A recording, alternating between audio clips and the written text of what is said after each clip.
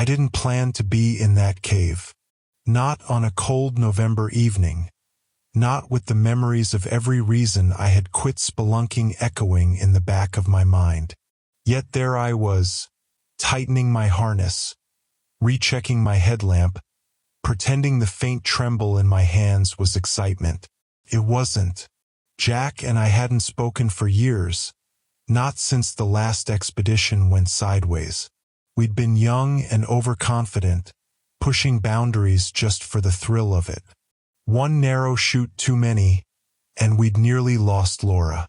Her accident changed us. I left spelunking behind, promising myself and everyone else that I'd never go that deep again. But then one text from Jack broke that vow. I found it. 2 weeks after the message, I found myself in a secluded clearing in the mountains, watching my own breath freeze in the air, just like my hesitation. Jack looked rougher than I remembered, leaner, almost gaunt. He had a fire in his eyes, a look that unsettled me. There was something behind it, maybe pride, maybe a touch of madness. He gestured to the thick forest that crowded around us, whispering almost reverently about a network of caves that didn't appear on any map. Ancient, he murmured, his eyes never meeting mine. Unmapped, undisturbed. Different. I didn't want to ask why. Some dark curiosity itched at the back of my mind, pulling me along despite the gnawing dread in my gut. I remembered the claustrophobic dark, the heavy silence, the disorienting twists and turns of the earth itself. But Jack's enthusiasm was infectious, even if laced with something I didn't recognize. The entrance was almost invisible, hidden beneath layers of fallen leaves and ancient tree roots that wrapped around it like fingers. Jack dropped a stone, waiting, and we listened as the sound bounced through unseen caverns before vanishing into silence. It was too quiet, but I chalked it up to my own anxiety. The narrow passage we squeezed through opened into a cavern wide enough to hide the moon itself. Walls, slick and jagged, rose high above us, and the air was damp, thick, almost stale. It clung to our skin and smelled of something old, something untouched for centuries. Jack shone his light along the walls, pointing out strange markings carved deep into the rock. Spirals, waves, angular shapes. I couldn't tell what they meant. He brushed his fingers over them, mumbling something I couldn't hear. "Jack, what are those?" I finally asked, the uneasy silence pressing down on me. "Not sure," he replied, his voice barely above a whisper. "But they're not like anything I've seen. I think they're warnings." We pressed on, the path narrowing, squeezing us closer to the rock walls until we had to contort ourselves, inch by inch, feeling the rough stones scrape against our backs. My heart pounded in my chest, each beat resonating in my ears, drowning out everything else. The descent grew steeper and a sense of disorientation set in. Every turn looked the same, and the darkness seemed to press in thicker than it ever had before. We didn't speak much as we descended deeper. There was something oppressive in the silence, a weight that grew with each step. The air thickened, carrying a stale, earthy scent mixed with something else. A faint, sour tang that reminded me of decayed wood, of places long abandoned and forgotten.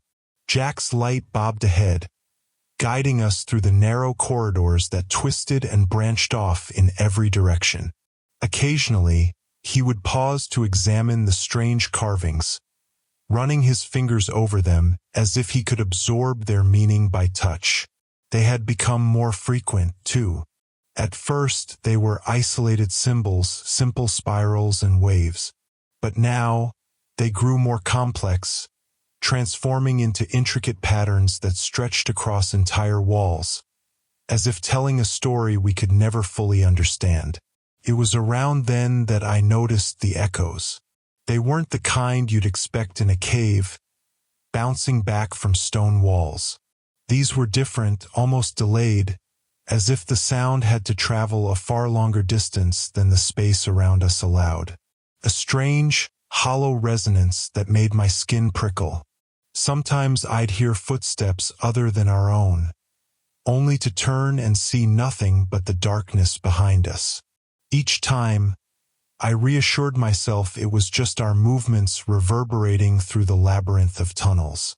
Jack seemed unfazed, his focus laser-sharp, as if he were drawn forward by some invisible tether. I didn't know what he was looking for, or what he hoped to find. His obsession had always bordered on reckless, but this was different. There was a mania in his eyes that I couldn't shake off, a fevered determination that hinted at something darker. As we rounded a sharp corner, the walls fell away, opening into a cavern far larger than anything I'd ever seen underground. Our lights barely reached the edges of the space, leaving most of it submerged in shadow. Stalactites hung from the ceiling, dripping water that formed small, dark pools scattered across the uneven floor. The air here was thicker, heavier.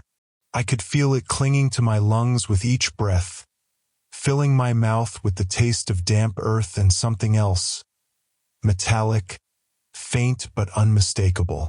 And then we heard it, a sound like a low, resonant hum, reverberating through the cavern.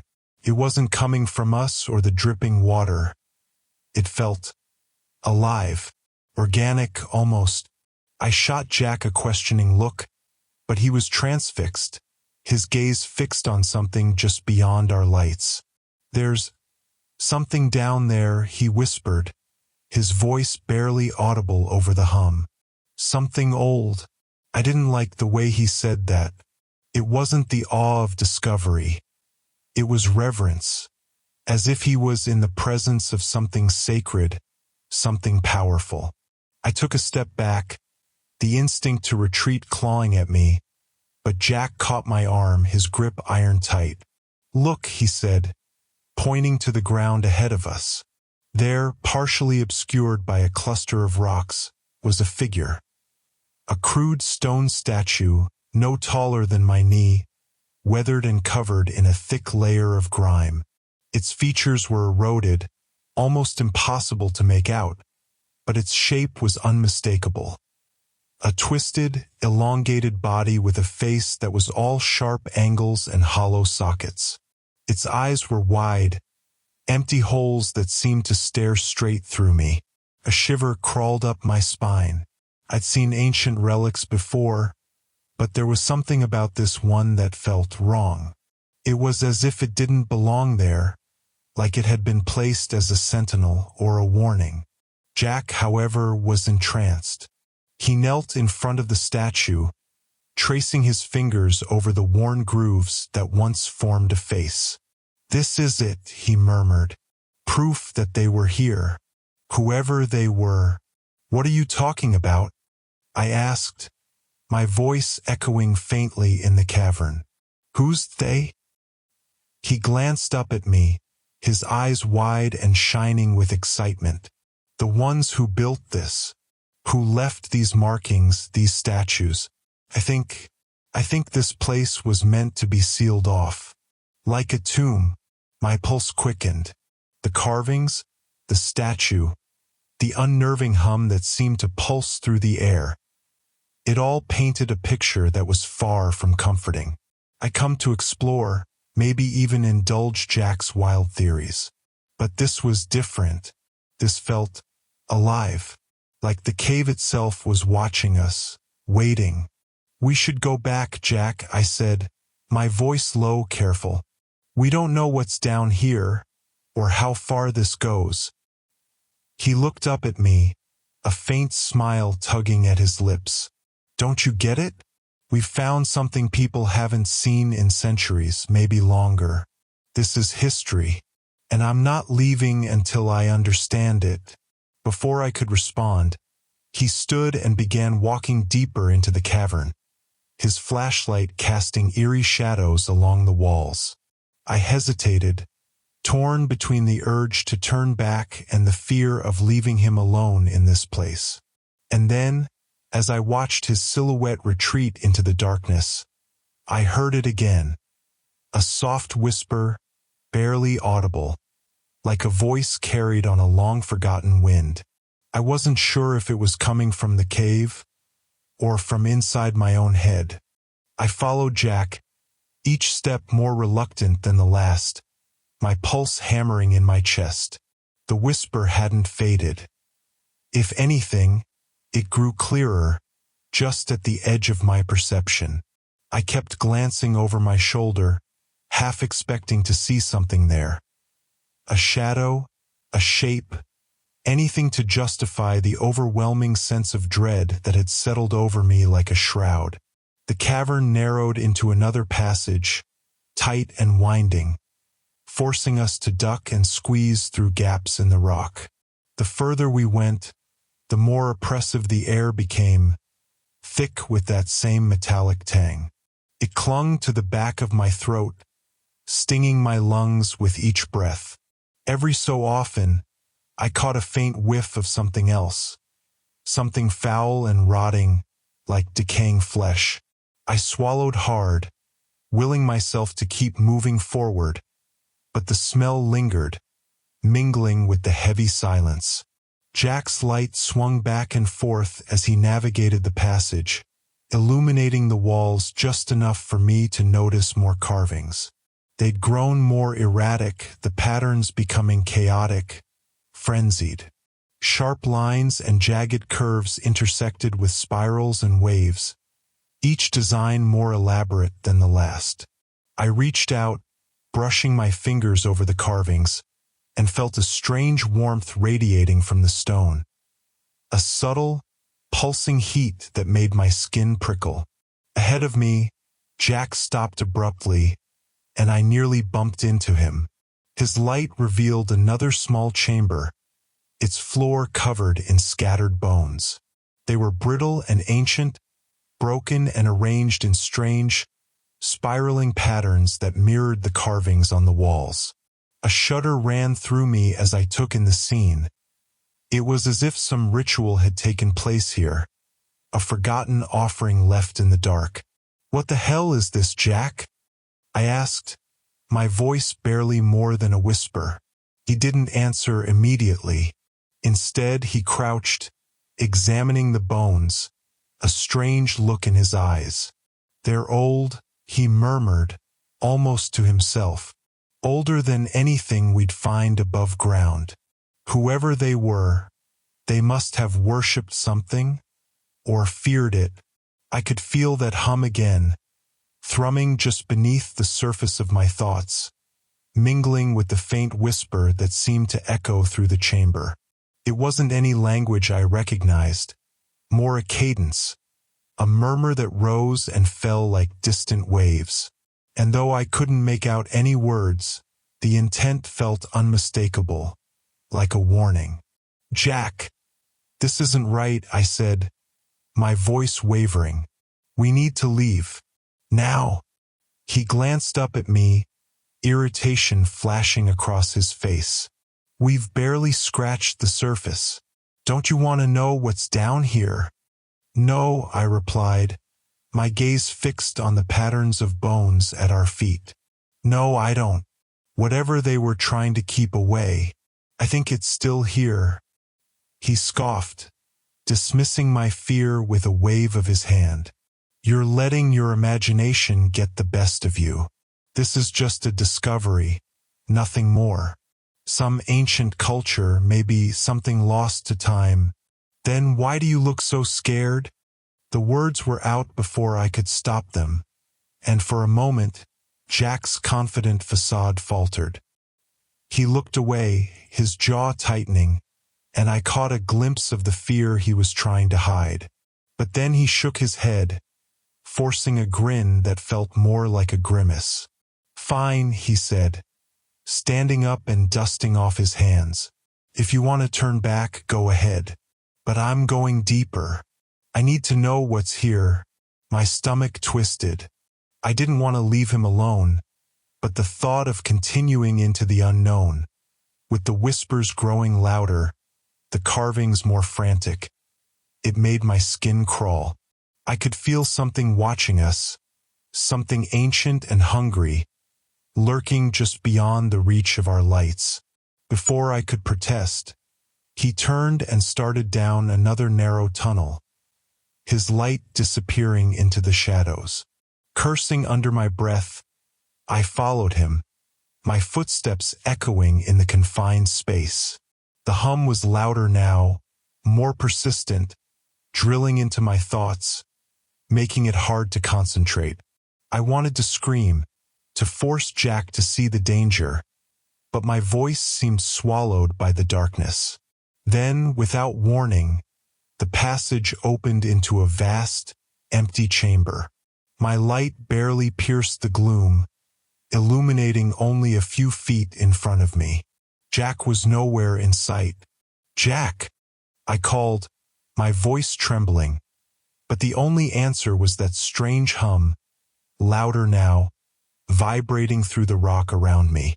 I took a step forward, shining my light into the darkness, but it felt as if the shadows absorbed the beam, swallowing it whole.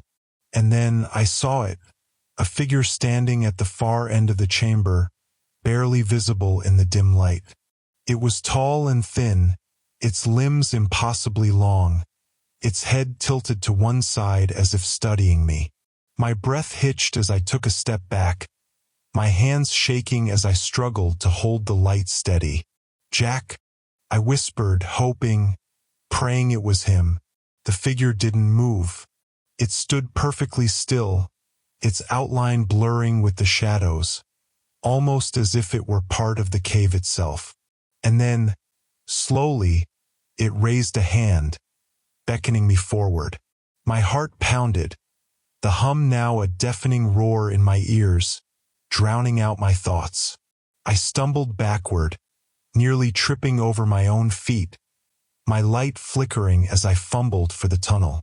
But before I could turn, I felt something cold and slick brush against my arm, a sensation like ice water, numbing and foreign.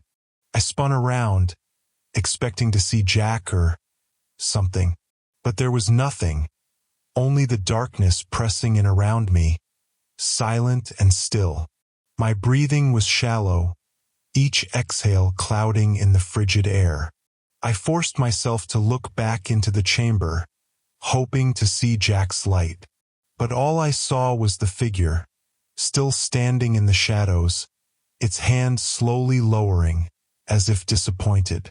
And then, as I stared, frozen with fear, I heard it, clearer this time, no longer a whisper, but a low, rasping voice that seemed to echo from within the walls themselves. "You shouldn't have come." Every instinct screamed at me to run, to turn and claw my way out of that chamber, out of the tunnels, back to the surface and away from whatever had awakened in the depths. But my feet wouldn't move. It was as if the cave itself held me in place, refusing to let me escape. I closed my eyes, forcing myself to breathe, to focus. And in that moment, the humming faded, replaced by silence. A silence so absolute that I felt as if I were submerged underwater, my heartbeat the only sound breaking the stillness. When I opened my eyes again, the figure was gone, and so was Jack. The emptiness that filled the chamber when the figure vanished was almost worse than its presence. My skin prickled with the realization that Jack was gone, swallowed by the shadows without a sound. I stood frozen, my mind racing, trying to rationalize what I had just seen. It had to be a trick of the light, a shadow cast by a rock formation, something. Anything but what my instincts told me. That something was watching us, guiding us deeper. "Jack!" I called again, my voice breaking against the silence. But there was no answer, only the oppressive darkness that seemed to press in closer, thick and suffocating. I didn't want to go further. Every nerve in my body screamed to turn back, to claw my way to the surface, away from the shadows that seemed to have a life of their own. But I couldn't leave Jack. Whatever had drawn him down here had a grip on him stronger than fear, stronger than reason. And he was my friend. I couldn't just abandon him. With one last, shaky breath, I switched my headlamp to its brightest setting and stepped further into the chamber. My light struggled against the dark, illuminating only fragments of the room. The faint glint of bones scattered across the ground, jagged stalagmites rising like twisted fingers. Every step I took echoed through the chamber, a hollow sound that felt wrong, as if the very rock around me was waiting, listening. And then I noticed the footprints. They were faint, just impressions in the thin layer of dust on the ground, but unmistakably Jack's. Heavy boot prints leading deeper into the chamber, toward a narrow crevice barely visible against the far wall. I moved forward, dread pooling in my stomach. The crevice was narrow, barely wide enough for a person to squeeze through, yet the footprints led straight into it, vanishing into the darkness beyond. I hesitated at the entrance, my heart hammering against my ribs. A cold draft seeped from the passage, carrying with it that same metallic tang, sharper now, mixed with the unmistakable stench of decay. I fought the urge to gag, covering my mouth and nose with my sleeve, forcing myself to take shallow breaths.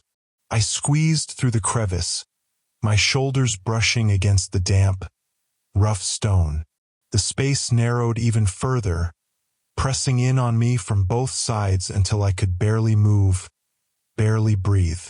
My heart pounded, each beat louder than the last, echoing in my ears like a drumbeat of impending doom. But then, the passage widened, opening into another chamber, smaller and somehow even darker than the last. Jack was there, standing at the center, his back to me, his light pointed at the ground. I exhaled in relief, rushing forward, but as I got closer, I noticed the strange, unnatural stillness in his posture. He didn't turn when he heard my footsteps. He didn't acknowledge my presence at all. He just stood there, staring down at something in his hand. "Jack," I said, my voice shaky. "Jack, we need to get out of here." He didn't respond. I reached out, placing a hand on his shoulder, but the moment I touched him, he flinched violently, jerking away as if I'd burned him. His head snapped up, and he looked at me, his eyes wide and unfocused, filled with a mixture of terror and awe. "It spoke to me," he whispered, his voice barely audible. It showed me things." "What are you talking about?" I asked, gripping his shoulders, trying to shake him out of whatever trance had taken hold. "Jack, there's no one here. We're alone." "No," he murmured, shaking his head. "No, we're not alone. He's here. He's been here, waiting." He held up his hand, and I saw what he was clutching. A small, stone amulet, carved with symbols identical to those on the walls, spirals and jagged lines etched deep into the rock. It looked ancient, worn smooth by time, yet somehow untouched, as if it had been waiting for him to find it. I took a step back, a cold dread creeping over me. "Where did you find that?" "It called to me," he said, his voice almost reverent. It wants us to know, to understand." "Understand what?" My voice was rising now, laced with desperation. "Jack, this isn't a discovery. This is a trap. We're not supposed to be here." He looked at me, a strange, unsettling calm settling over his features. "Maybe we weren't meant to leave. Maybe we're part of this now. Part of what's been waiting here." Something about his words struck a primal fear in me, a fear that ran deeper than anything I'd ever felt. I backed away, my headlamp casting erratic shadows that seemed to twist and writhe along the walls. I glanced back at the crevice, the only way out, but the darkness beyond it felt thicker, almost alive, as if it would close in on me the moment I tried to leave. And then I heard it again, the whisper, clear and distinct, threading through the silence, weaving between the shadows. But this time it wasn't coming from the cave or the darkness. It was coming from Jack. He was mumbling under his breath, words I couldn't understand, his eyes unfocused, fixed on something only he could see. I reached out, grabbing his arm, trying to pull him back, but his skin was cold, like ice, his body stiff and unyielding. "Jack! Snap out of it!" I shouted, shaking him, but he barely reacted, his gaze locked on the amulet, his lips moving in that strange, guttural whisper. And then he looked at me, his eyes dark and empty, devoid of any recognition. His mouth twisted into a faint, hollow smile, a look that sent a chill racing down my spine. "It's beautiful, isn't it?" he said, his voice distant, detached. "The depths, they go on forever." I stumbled back, my heart pounding as he advanced, his movements slow and deliberate, like a puppet on strings. There was something wrong with him, something unnatural, as if he were no longer fully himself. "Jack, please," I whispered, my voice trembling. "We need to leave." But he just smiled, that hollow, vacant smile, and shook his head. "You don't understand. None of us are meant to leave. This place, it takes you. It becomes you." Before I could react, he lunged, grabbing my wrist with an iron grip, pulling me toward him. His face was inches from mine, his eyes dark and empty, filled with something ancient and malevolent. "You can't escape it," he whispered, his voice barely a breath. "It's in us now. It will always be in us." With a surge of panic, I yanked my hand free, stumbling back, nearly tripping over a pile of bones. I didn't look back as I turned and ran, bolting for the crevice, my heart racing, my only thought to get as far from him, from this place, as possible. The tunnel twisted and turned, disorienting me, every shadow seeming to reach out, clawing at my skin, my breath coming in shallow gasps. I could still hear his voice, echoing in my mind, that low, rasping whisper that seemed to seep into my thoughts, filling me with a terror I couldn't shake. Finally, I burst out of the tunnel and into the larger chamber, my light flickering as I stumbled toward the entrance. But as I reached it, I stopped cold, my blood running ice as I looked down at the ground. There, in the dust, were more footprints, fresh ones, leading back into the darkness. And from somewhere deep within the cave, I heard Jack's voice, calling my name, echoing through the tunnels, growing softer, fainter, until it was nothing more than a whisper. I ran, tearing through the darkness, not daring to look back, the whisper still chasing me, a faint, echoing reminder that whatever had been down there, it hadn't let us go, and deep down I knew it never would. I stumbled out of the cave, gasping for air as I reached the surface. The crisp night air hit me like a shock, snapping me out of the trance-like terror that had gripped me underground. For a moment, I stood there, clutching my knees, inhaling in frantic gulps as if I could somehow cleanse the taste of stale air and decay that clung to the back of my throat. Jack's voice still echoed in my mind, his words twisting and reverberating, settling into my bones. "It's in us now. It will always be in us."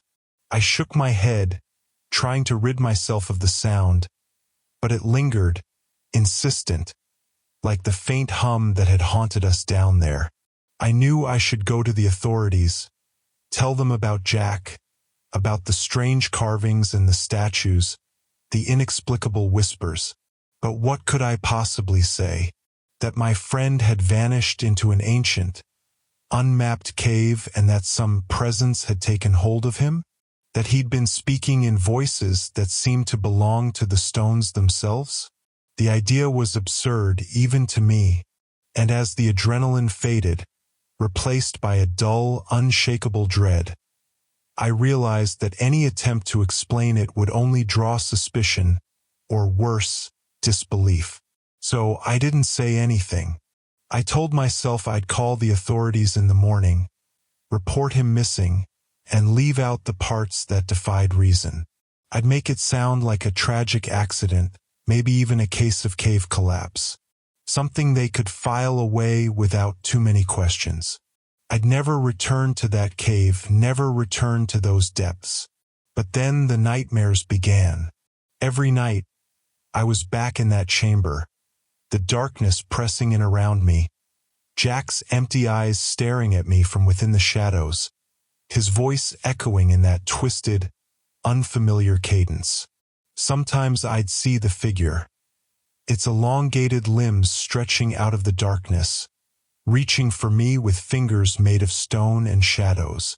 I'd wake in a cold sweat, my heart racing, the faint whisper still lingering in my ears. Weeks passed, and the nightmares only grew worse. Sleep became a fleeting, fragile thing, and the lines between waking and dreaming blurred. I'd hear the hum sometimes during the day, a low, droning sound just on the edge of my hearing, impossible to escape.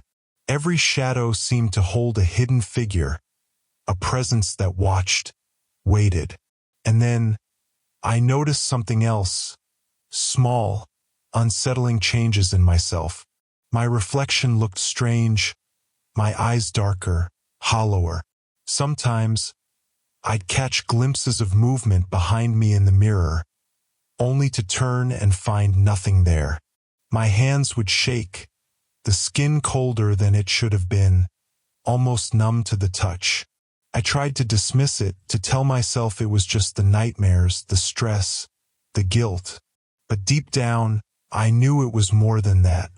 One night, as I sat alone in my darkened apartment, staring at the wall, the whispers came again, louder, insistent. I could almost make out words now, fragments of sentences spoken in that ancient guttural language.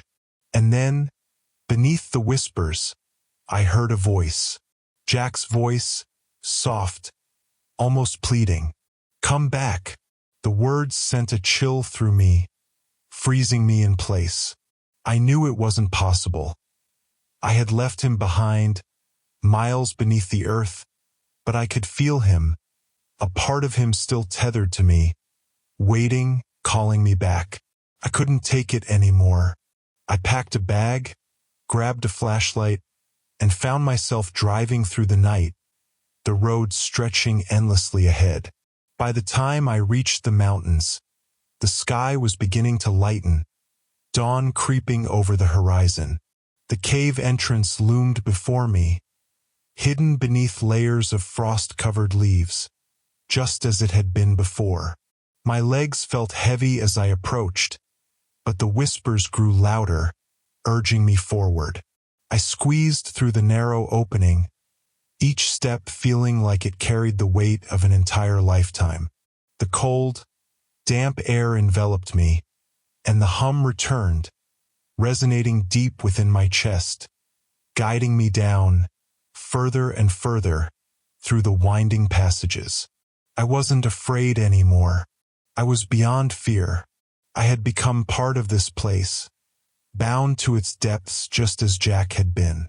The carvings seemed familiar now, the spirals and waves shifting under the beam of my flashlight, taking on new shapes, forming words I could almost understand. I moved through the darkness like I belonged there, drawn by a purpose I could no longer deny. At last, I reached the chamber, the same chamber where I'd last seen Jack, his vacant eyes staring into the void. And there, at the center, was the amulet, lying on the ground as if waiting for me. I knelt, picking it up, feeling its warmth pulse through my fingers, filling me with a sense of calm, of understanding.